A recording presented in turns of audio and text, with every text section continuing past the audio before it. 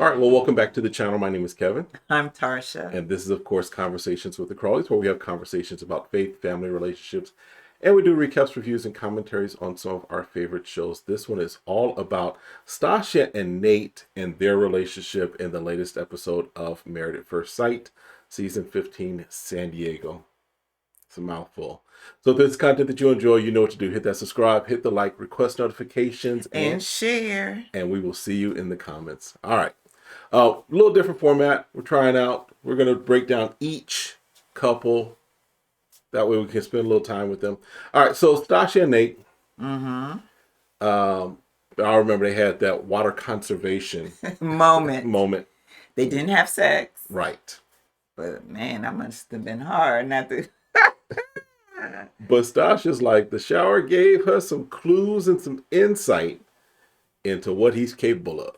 That he's experienced. Hey. It looks like she's 4. She's like, okay, at least he ain't a novice. Right. Like Alexis and Justin, but we'll get to them. All right. So, but she is still saying that they're still holding out. They are not having meaningless sex. She wants to, it's it to mean something. Right. But Brumman is like, It's going to happen during the honeymoon. and he's checking her out too. He's like, He's determined. you. He's like, she can't resist all of it for so long. Yeah.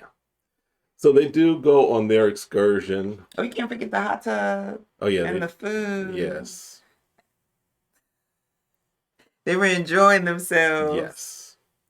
Almost trying to get an encore of a water conservation moment. Right. So, then they do go on their excursion. Right. They go 4-wheeling. Right. She's struggling to get her stuff on. She's like, how does this helmet go on? How do I tighten this up? He's over there. He's like, I'm ready. I got my shots. I know where the sun comes up and where it goes down. I'm ready for my selfie. He's trying to get them His golden hour lives. shots. He is. He's like, babe, you ready? You need to get going. Let's go ahead and hit this trail. So they take off, right? Right. She's in the lead. And then you see him still with his phone. She's like, where is he? Like, is he? Something could happen to her, and he would never know because he's a mile back over a cliff, and he would not know. Talking about he catching up. Where's she at? I mean, he was just so into, I'm out in the jungle. I don't know if something's going to get me, just to his fans. Right. And she calling him, all right, IG model. Come on, IG model. So after they do sit and they do talk, and she's like, yeah, I get it, but there needs to be some balance. Right. That's one of the things I know, we go on trips, and I think I'm getting to the point where I have to remember to take pictures and kind of capture those moments, but I also want to make sure that we capture our moments, right? That we're spending our time. Right. So there is that balance of, yes, if you're a content creator, creating content, right, but also making sure that you enjoy it, right, as a couple, right? Correct. And he's saying, you can't give me some time. I was single like 2 days ago. Right. So he's like, I'm transitioning to relationship mode. Right. Give me a moment. I'm changing over to relationship mode. That was my transformer noise. Oh, okay. Just That's what you to help you make sense. I'm sorry. All right. Then they're going out to dinner, and he experiences what a lot of married men experience. He's ready to go in about 20 minutes. She's taking a long time. She's taking enough time to put on what it takes for a woman to put on, like putting on makeup and everything. It takes a little bit. Right. He said, right. I mean, I'm you, 25 years. We've never run behind on anything. You start getting ready. No. Enough time. And that's what he asked her. Are you late? Right. Because he said, I don't like being late. That's the important thing. She's like, no, I'm always punctual. I make sure I know it takes this long for me to get ready. And I account for that. And I think I've mentioned this. One of the myriad of things that I found attractive about you when we were dating was the fact that you were on time. Yeah.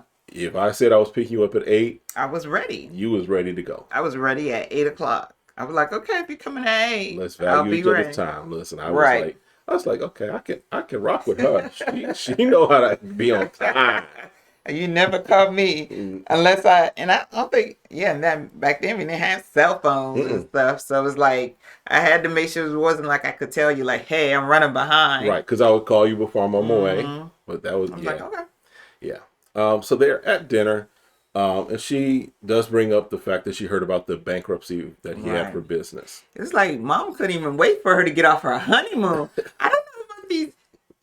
Your parents didn't call us on the honeymoon? No, but they did delay us getting to our honeymoon. Oh, yeah, they did. That's a story. We might do that as a video for y'all. Let us know if y'all want to hear that story. Yeah, that was interesting. But I was like, why are these parents? Why are people calling? And why are we calling people on the honeymoon? Lisa let her enjoy it before you find out the man was broke, like real broke. Right. But she says, so my mama said, my mama said, my mama said that you bankrupt. You ain't got no money. You bankrupt.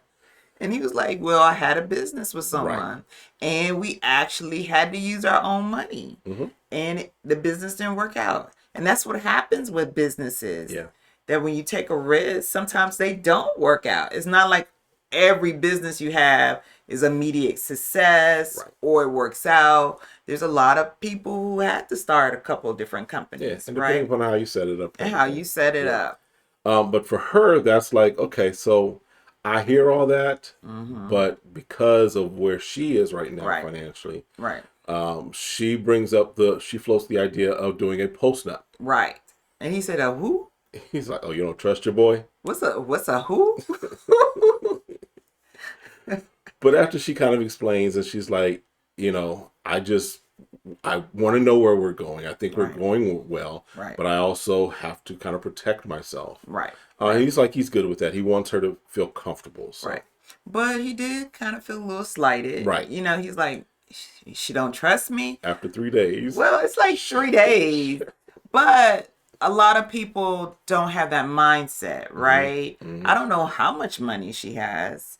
But, you know, her mom's advising her that you should do that. And I don't see anything wrong with it when there's an agreement on that. And like you said, you do want to protect, you know, your finances.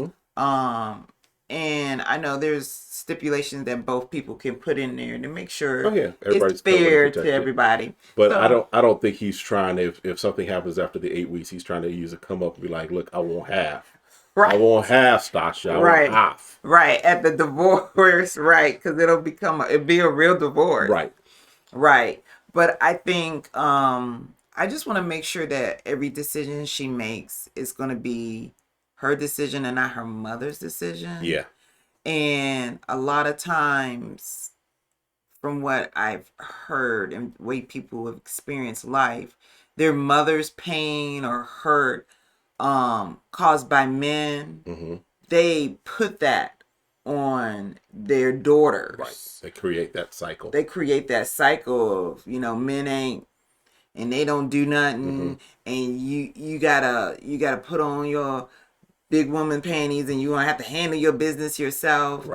And I think a lot of times you want to teach your daughter to be wise and make right choices, but don't have the pain of your past be just held, you know, just placed on her. So that's the only thing. In other words, give advice, but allow the decisions to be made and the experiences to be gained. So then they do also bring up kids, right? Because again, these are things that a lot of times you talk about before you're getting married. So these are conversations they're having now. He kind of defers to her because he's like, you are a few years older than me, so your clock may be ticking a little faster than mine. She's like, 365 days from now, we having kids.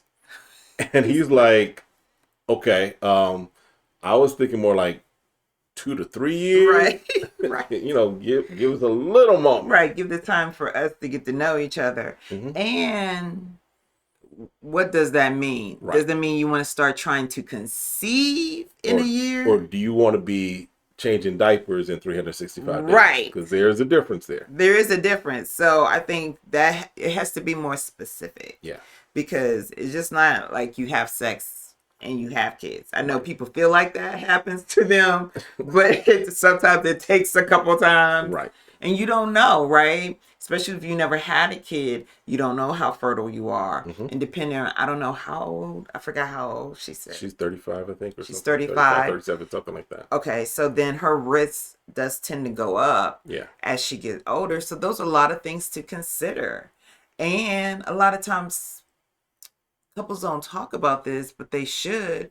Would you adopt if I can't have kids? Yep. You know, there's a lot of questions about fertility and different things, and not just for the woman, but for the man as well. Absolutely. So, there still needs to be more deeper conversation. Right. It's more than just a night on the beach conversation. Right. Yeah. Right. Because you can dream about having kids and blah blah blah, but that's not always the way it happens. Exactly.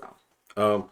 So then they do all kind of go out with the other couples. And so she tells the ladies that she's changed her last name to Nate's Right.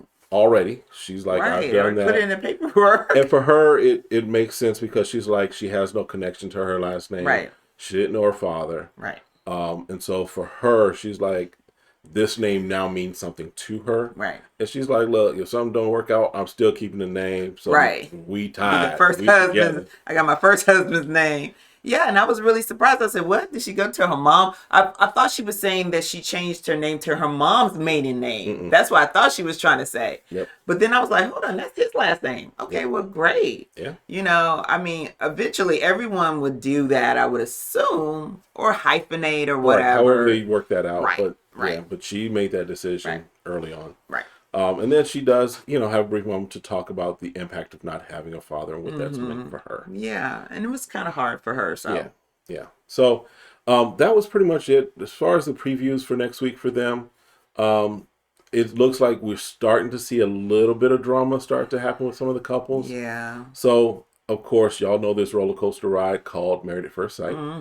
So that's it for this video. Make sure you check out the other couples that we'll cover in our other videos, and we'll see you all next time. Have a great one. Be blessed. Bye.